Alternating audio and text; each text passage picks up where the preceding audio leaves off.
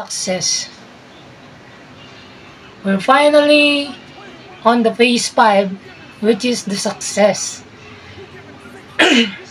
So all I just wanted to say is thank you for all of those people na na-mention ko from phase 1 to phase 4. Thank you all so much. I really appreciated all of you and I love you all so much. Thank you so much pa rin talaga sa akin. Kay Pres Alvian, thank you sa hindi pagpapabaya sa akin. Hindi mo ako iniwan. Sinama mo ako sa pagtaas. Kaya yun. Here we goes.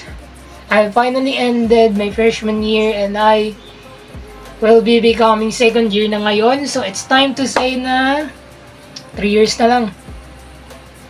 Malapit na tayo sa mga pangarap natin. Alam niyo yun, mababa man yung mga pangarap ko. Marami akong gustong makamit sa buhay ko.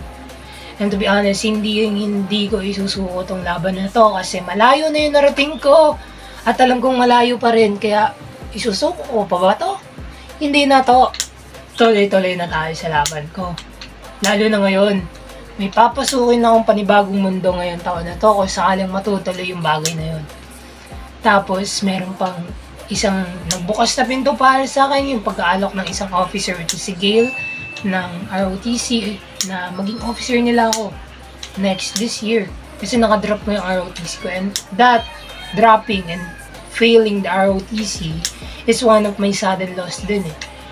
Pero okay lang yun, at least we still have time to itama yung mali. Or parang mo yun, kasi maling-mali na dinrap ko yun, kasi kung kaya ko na maituloy, bakit hindi? Gigil ako. Pero yun nga, marami pa rin nagbubukas na pinto para sa akin ngayon, and merong panibagong mundo na papasukin, masakali matutuloy yung bagay na yun, and to be honest, yung lesson na natutunan ko sa sudden loss, yung lesson na natutunan ko sa opening door, yung lesson na natutunan ko sa unexpected love and sa new skill ay dadaling ko sa panibagong mundo na papasukin ko ngayon taon kung sakaling matutuloy ito. Kaya talagang sumakses talaga. Even though I failed once, even though I failed twice, even though I failed thrice, I still came on top. I still passed through all of those things na buong-buo pa rin yung loob. Like, hindi ako bumalik sa dati, wala akong iniindang bigat, wala akong iniindang pressure, stress, whatsoever. Wala nang anxieties, wala nang depressions, wala nang insomnias, wala nang nightmares, wala nang kahit ano, like I'm free from all of those shits. And it's time to say na sumakses talaga yung freshman year. And I was so happy because I experienced a lot of things. I met new friends, I made the new families, and I made something unforgettable. Talagang hindi ko malilimutan tong college years ko. And to be honest, mahirap man talaga maging kolehiyo. At least nag-enjoy ako kasi nagagawa ko yung mga bagay na gusto ko. Yung mga bagay na pinapangarap at ini-imagine ko lang dati. Ano yun? Being an officer, being a student council officer, being a committee, being a journalism na hindi ko yung nakakalang. Kaya ko palang maging journalism kasi hindi talaga ako nagsusulat ng kahit ano. Tamad ako magsulat, alam niyo yan. Yun, those things, it's gonna play a huge part in my life sooner or later. Kaya, I was very thankful na God gives me those experiences and God teaches me those lessons. I'm really thankful for all of it. And to those people na na-mention ko nga, thank you all so much again. I will never forget you.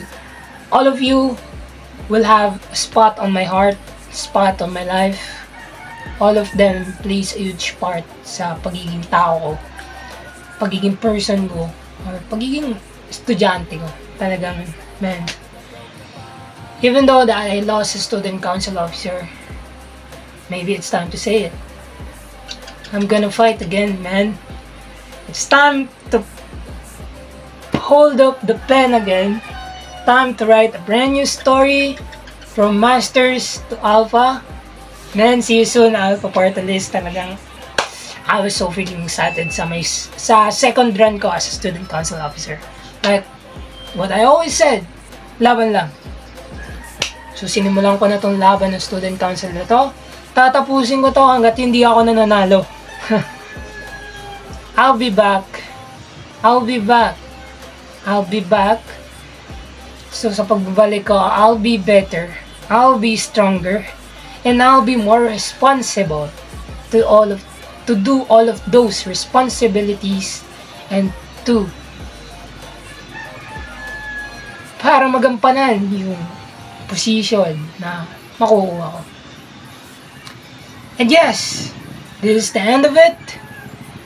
Thank you all so much again sa mga na-mention ko. Ulitin ko kayo, Ma'am Laika, Sir George, Pres Alvin, Bella, also Gia, syempre. Thank you all so much kay Guizal, sa KDR Production. Thank you all so much, at syempre sa family ko, sa walang sawang suporta sa akin. Syempre, alam nyo naman yun.